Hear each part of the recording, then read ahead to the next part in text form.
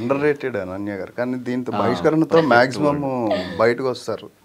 ఎందుకంటే అంటే నేను బాగా బిలీవ్ చేసేదంటే మనం నార్త్ నుంచి చాలామంది వస్తున్నారు, తెలుగు నుంచి వచ్చే యాక్ట్రసెస్లో ఇంకా స్పేస్ దొరకట్లేదు. ఇంకా స్పేస్ ఇచ్చి వీళ్ళని పెర్ఫార్మెన్స్ సైడ్ కనుక నడిపిస్తే, పుష్ చేస్తే డెఫినెట్గా అంజలి గారు మనకి తెలుగు సినిమా ఇండస్ట్రీలో one of the great actress. నాకు బాగా నచ్చుతారు, డెడికేటెడ్ అది అంజలి గారు. అలాగే అనన్య గారు కూడా, అంటే వస్తున్న కొత్త తరంలో ఐ ఫీల్ లైక్ అంటే ఇప్పుడు నార్త్ వాళ్ళు అంటే నేను జనరల్గా ఎప్పుడైనా ఈ మధ్య నేను రిలీజ్ అయిన లాస్ట్ 2 years నుండి ఎవరు ఏ నార్త్ హీరోయిన్ వచ్చినా ఒక 3-4 years ఉంటున్నారు, వెళ్ళిపోతున్నారు. బట్ దెన్ తెలుగు అమ్మాయిలు కొంతమందిని తీసుకుంటే మీరు Eesha Rebba, Chandini Chowdary, they been here from past 10 years and they still doing films.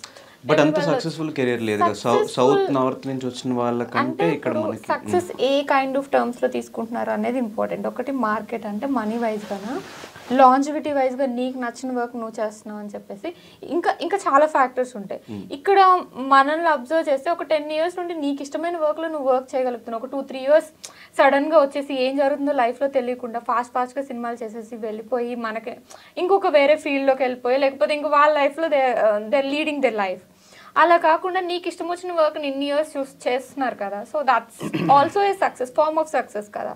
Longevity term లో చూస్తే అది కూడా చాలా బెస్ట్ అని అనిపించింది నాకైతే. ఈ మధ్యకాలంలో నేను రియలైజ్ అయింది అది ఫ్యాక్టర్.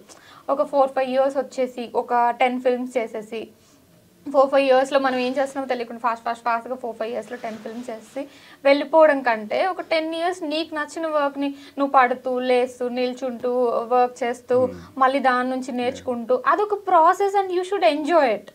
అది చాలా బాగుంటుంది కూడా ఫీల్. ఒక ఫర్ ఎగ్జాంపుల్ ఆలోచించండి, మీరు వచ్చారు ఒక 1 fine day, మీరు ఒక 1 fine Friday మీకు ఒక సక్సెస్ వచ్చింది.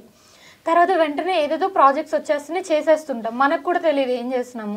ఆ 4-5 years మనం చేసి రియలైజ్ అయ్యే గ్యాప్లో మనల్ని వెనక్కి పంపించేస్తారు. ఆ హీరోయిన్స్ విషయంలో నేను చెప్తున్నా. అలా కాకుండా సరే పడ్డాము, మళ్ళీ లేచాము, మళ్ళీ ఒక సక్సెస్ వచ్చింది, ఒక హోప్ వచ్చింది, మళ్ళీ నెక్స్ట్ స్టెప్కి వెళ్తున్నాం. అది కూడా ఫార్మ్ ఆఫ్ సక్సెస్ కదా. అంటే ఆ సక్సెస్ చాలా టేస్టీగా ఉంటుంది. So that's what I believe. ఇప్పుడు బట్ లాస్ట్ టైం నేను మీ ఇన్స్టాగ్రామ్ ఫొటోస్ గురించి అడిగినప్పుడు లైక్ ఆపర్చునిటీస్ నేను ఏ వచ్చినా చేయడానికి రెడీగా ఉన్నాను. ఇప్పుడు బిఫోర్ ఏం కంప్లైంట్ అంటే తెలుగు హీరోయిన్స్ రిస్ట్రిక్ట్ అయి ఉంటారు, ఇంతవరకే చేస్తాము, ఇంతవరకే చేయగలుగుతాము, ఇలా ఉంటారు. నార్త్ సౌత్ నుంచి ఎవరు వచ్చినా ఎలాంటి క్యారెక్టర్ చేయమన్నా చేస్తారు, ఎంత ఎక్స్టెంట్కి వెళ్ళమని వెళ్తారు. ఇక్కడ మీ కొంతమంది రెడీ అవుతున్నా కూడా, అలా చేద్దామని రెడీ అవుతున్నా కూడా వాళ్ళకి ఎందుకు ఆపర్చునిటీస్ రావట్లేదు అనే క్వశ్చన్ మీకు ఎప్పుడైనా వచ్చిందా? అసలు మీరు ఇప్పుడు అడిగిన దానికి ఒక్కసారి ఇన్స్టాగ్రామ్ పేజ్ ఓపెన్ చేసి ఎవరైనా వేరే వాళ్ళకి ఎవరికైనా చూపించారు అనుకోండి, అంటే సౌత్ అండ్ నార్త్ కంపారిజన్ తెలియని వాళ్ళకి ఎవరికైనా చూపించి వీళ్ళు సౌత్ అండ్ నార్త్ అని అడిగితే we can not say వీళ్ళు సౌత్ నార్త్ అని, because everyone is glamorous, everyone is looking good, everyone is performing well. It's just that lack of you know ఒక కైండ్ ఆఫ్ హిట్ రావాలి ఎవరికైనా. ఆ హిట్ వస్తే ఎక్కడికైనా వెళ్ళిపోతారు. నా ఫీలింగ్ అయితే అదే ఉంది. మరి ఇప్పుడు అంటే ఇప్పుడు ఫర్ ఎగ్జాంపుల్ ఇప్పుడు నాకు ఒక తమిళ్లో ఒక కొత్త అమ్మాయిని చూసాను. నాకు అమ్మాయి నార్త్ సౌత్ అనేది మనకేం అర్థం కాదు వాళ్ళ ఇన్స్టాగ్రామ్ ప్రొఫైల్ చూస్తే. సో గ్లామరస్ అనేది మ్యాటర్ కాదనుకుంటున్నాను నేను ఇప్పుడు. అంటే అందరూ గ్లామరస్గానే ఉంటున్నారు. జస్ట్ దట్ రైట్ టైంలో రైట్ ఆపర్చునిటీస్, రైట్ సక్సెస్ ఉంటే ఎవరైనా వెళ్ళిపోతారు. మలేషియా కూడా హ్యూజ్ సక్సెస్ కదా, huge success. But huge success. దాని తర్వాత ప్లేబ్యాక్ అండ్ వకీల్ సాబ్ వచ్చింది. యాక్చువల్లీ మలేషియం లాంటి చిన్న సినిమా అంత సక్సెస్ అయింది కాబట్టి నేను సెకండ్ ఫిల్మ్కి పవన్ కళ్యాణ్ గారు లాంటి స్టార్ హీరోతో చేయగలిగాను. ఆబ్వియస్ గా కదా, అదే బేసిక్ మంచి పెర్ఫార్మెన్స్ చేయగలుగుతారు అనేది పాయింట్ ఆఫ్ వ్యూలో పెద్ద సినిమాలో ఆపర్చునిటీ వచ్చింది. సో నాకు ఆ సక్సెస్ రాకపోతే పవన్ సార్ లాంటి స్టార్ హీరో సినిమాలో నాకు హీరోయిన్ గా ఆపర్చునిటీ రాదు కదా. సో ఆపర్చునిటీస్ వచ్చాయి, కానీ దాని తర్వాత కోవిడ్ వచ్చింది, అటు ఇటు అయిపోయింది ఇంకా మొత్తం.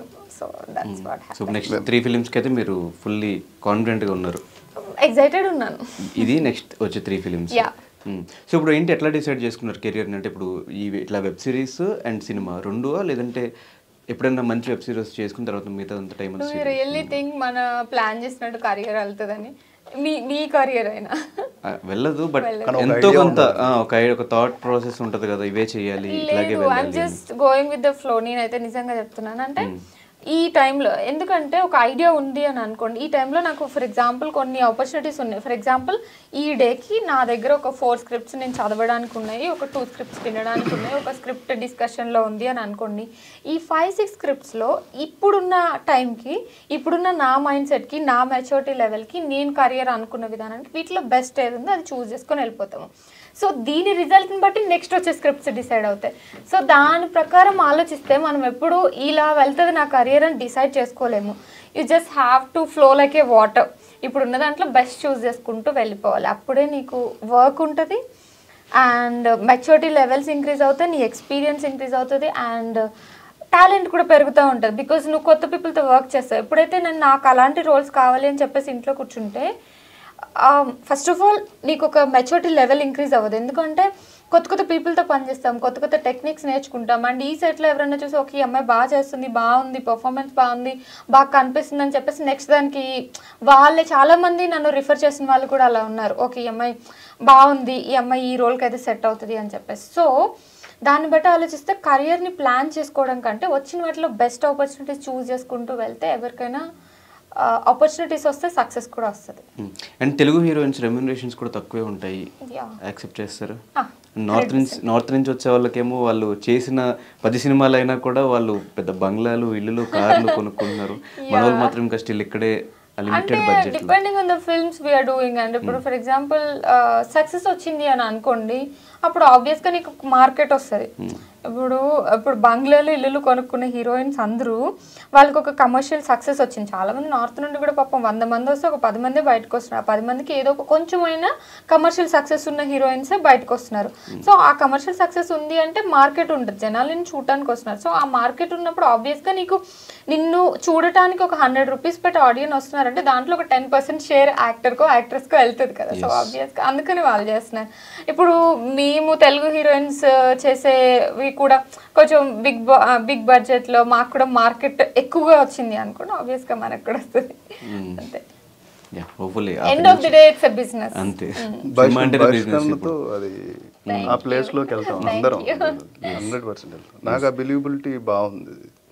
సో అది బాగా కష్టపడ్డా మామూలుగా కదా. అందుకని ఆఫ్టర్ రిలీజ్ ఎంత డెడికేటెడ్గా కష్టపడతారు అందరు కాదనట్లేదు. కానీ దీనికి కష్టపడడం అనేది ఫ్యాన్స్ లేవు, గాలి లేదు, తినడానికి టైం లేదు. చాలా చాలా డెడికేటెడ్గా సీన్స్ ఎలా చేసామంటే ఎక్కడ చేస్తుంటే నాకు గుర్తొచ్చింది.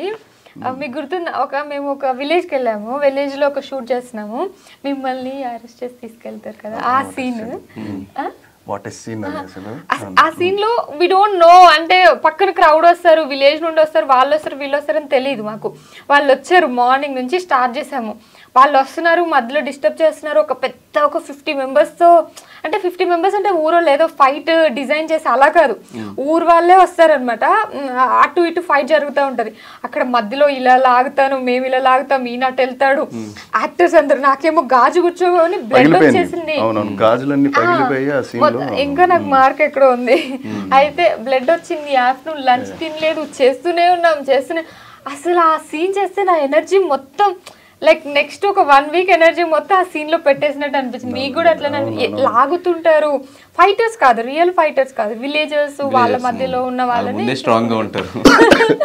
చాలా రియలిస్టిక్ స్పేస్ లో చేసే ఉంటున్నాను. అందుకని ఆఫ్టర్ రిలీజ్ డెఫినెట్గా అన్ని క్రాఫ్ట్స్కి నాట్ ఓన్లీ యాక్టర్స్ మనం ఎక్కువ కనిపిస్తాం కాబట్టి ఫస్ట్ ఆఫ్ ఆల్ మాకు బాగా రికగ్నైజేషన్ వస్తుంది. అలాగే టెక్నికల్గా కూడా డైరెక్టర్ గారు కానీ, రైటర్స్ కానీ, డిఓపి కానీ, మ్యూజిక్ కానీ, ఆల్ క్రాఫ్ట్స్, ఎడిటింగ్ సెక్టర్ కానీ one of the best awards తీసుకుంటామని నేను బిలీవ్ చేస్తున్నాను. అంటే ఓటీటీ అవార్డ్స్ ఉంటాయి కదా, అందులో అంటే